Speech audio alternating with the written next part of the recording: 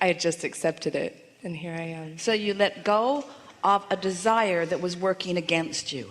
Did you hear that? Yeah. Did you hear that? Yeah. Relationship friend? She let go of a, say it again. I let go of a desire that was hindering me. Huh. Just let go. I just accepted that I'm not going to be in the hot seat. She started to believe that she wasn't going to be in the hot seat, so it was working against. She was invisible to us. We could not find her. And then when she let go of the contradictory vibration, there she was. In fact, we had to choose you. There were others around you who we had to beat with a stick. I'm glad I made it. So. Yeah. I have to tell you a story, and then I have a question. The story is just to attest to how powerful this is, this law of attraction. I'm an actor, so I work in the theater, and I was backstage one night, and I was feeling a little down.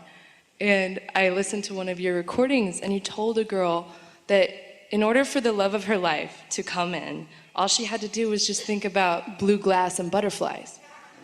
And I was thinking, well, what is my blue glass? Like, what would that mean for me? And it wasn't even a second after I thought that. I looked up and I was surrounded by blue light bulbs. They were all turned off, so they weren't even calling out to me. You know, it wasn't like I was showered in blue light. It's just they were right there. So, yeah. Well, the universe is abundant with evidence of your power. And in any moment that you stop working against your own power, then the universe says, here you go, here you go, here you go, here you go, here you go. Yeah. Isn't that nice? Yeah, it is. Yeah. I found you in March, and my life has done a complete 180. I have a job that I love. I got an agent. All of these things that mattered very much to me started manifesting. My issue is this. Because, and let's talk about why before we start. Before I put all the rocks on the trail. And the reason for that is because your vortex had all of these things in it already, all gestated already for you, and something that you began hearing as you began listening to us caused you to be in the receptive mode where you began letting more of those things in. That's all that it was. So you can do that with anything, but issues are harder, aren't they? Yeah.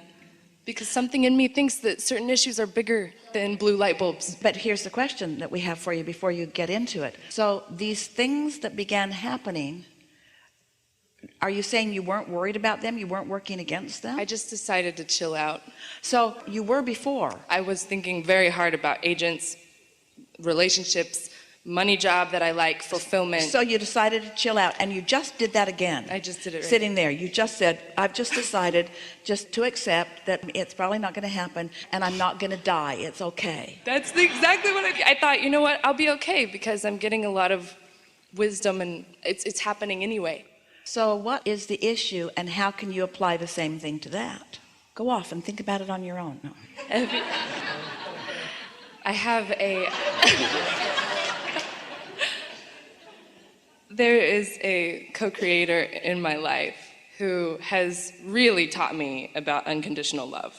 Like, I've really had to learn that because of this. And so are you in the same position that our friend is, that it's so up close that you just can't ignore it? I think a little bit. This is what happens every time. Is that person under your chair? Pretty much, very, very close. Every time I come into alignment, this person comes into my life and we have this beautiful season together of just bliss and playing with each other. Exactly what you were describing, where just the best of yourself comes out and plays with the other person, and you don't really need anything from them other than just you're creating together.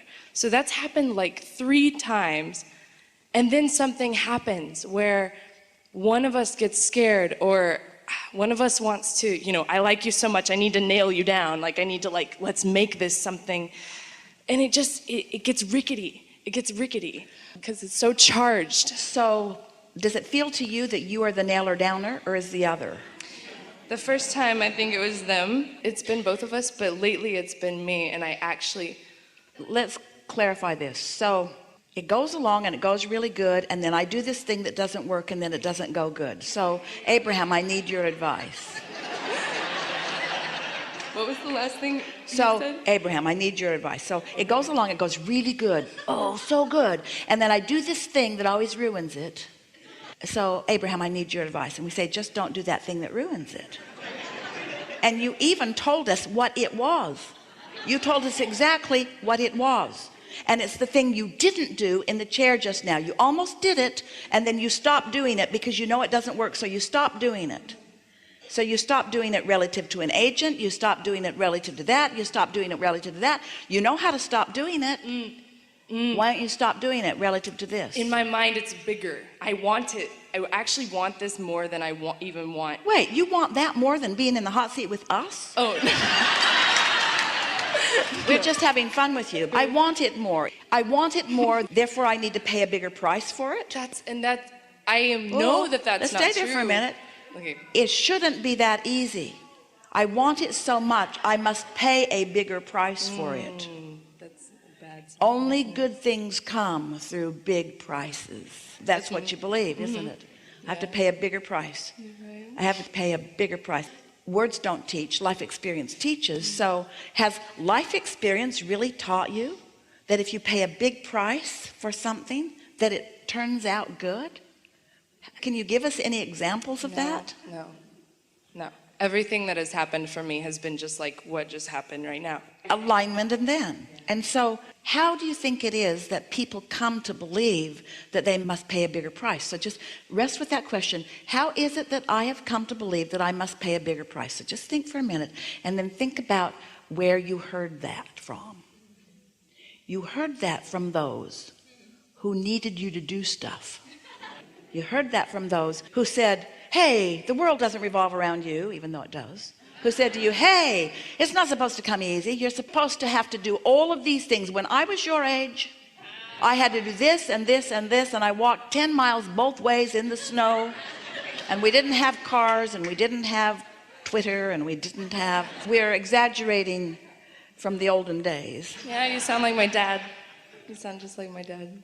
But what we're getting at is, we're just asking you full out from what you've lived and what you know and what you've seen work in your own life, because that's the only thing that counts. You can't take anybody else's word for anything, because words don't teach. It's only your own life experience that teaches. Tell us, do you have to pay a big price or not? You don't. And so it's easier to let go of that. So here's a question. Should I have to pay a bigger price for things that I really want than for things that I don't want as much? We're asking all of you. And why is that in this vibrational world? Because it's not about paying a price, it's about lining up with it. So here's the next question. Is it harder for me to think pure thoughts about big things than it is small things? Yeah, it is harder. But why? Why is it harder to think pure thoughts about big things than about small things? Wanting it more, you'd think that it would be easier. Why is it harder to think pure thoughts about things that I really want than about smaller things? There's more resistance the more that you want it. There's more resistance in the things that I really want because I've thought about them longer. Because that's why we're trying to get everybody to set aside, to focus on something else rather than the issue, and the issue will diffuse itself, because the issue will not keep its negative beliefs alive without you. The issue cannot keep its negative beliefs alive without your attention to the issue. And if you take your attention off the issue, those negative beliefs will peter out. They will dissipate. They will become non-players in your vibrational symphony. Do you like that? We came a long way with that. That's really, really good. It's as easy to create a castle as a button. Here we have a really good question for you.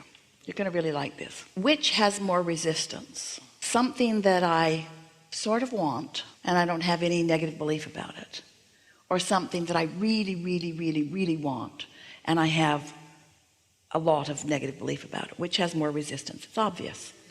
But here's an even better question. Which is more powerful?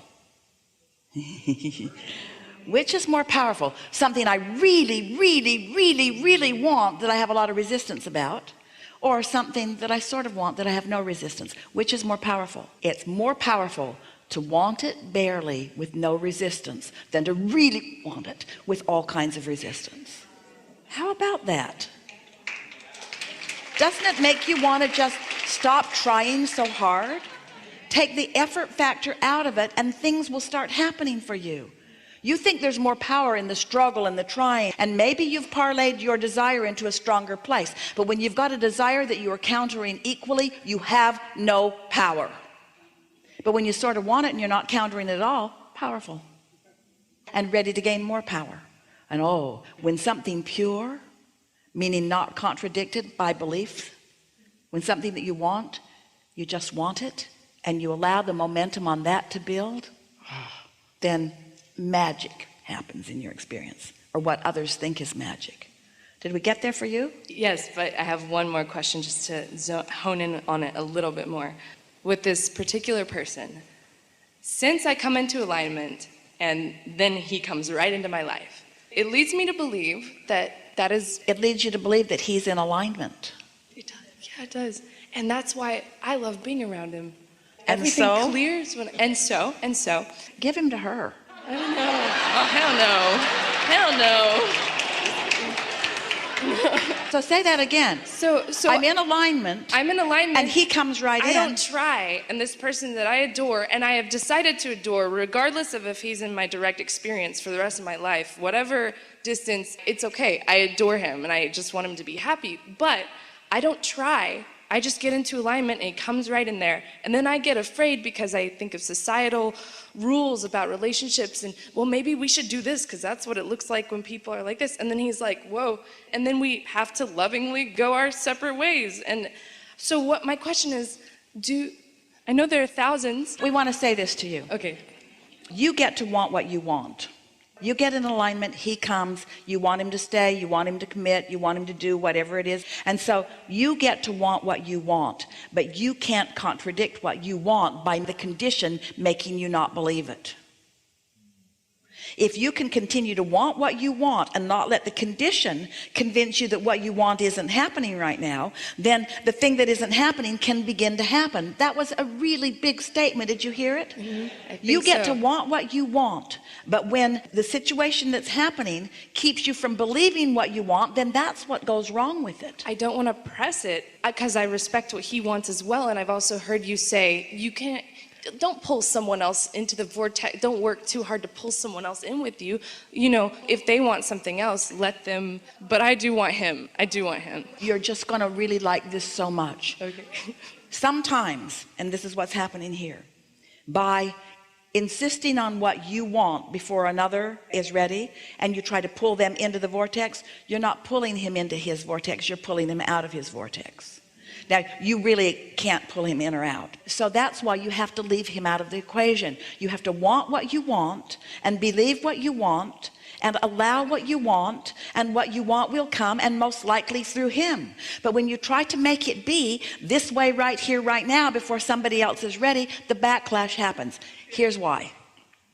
Imagine, since everything is vibrational, and the easiest way for you to understand vibrations in your world is to think about sound or electricity. That's a really good way. So think about electricity and think about an open circuit, and think about you being tuned in, tapped in, turned on. You've got all of this energy flowing through you, and you are flowing it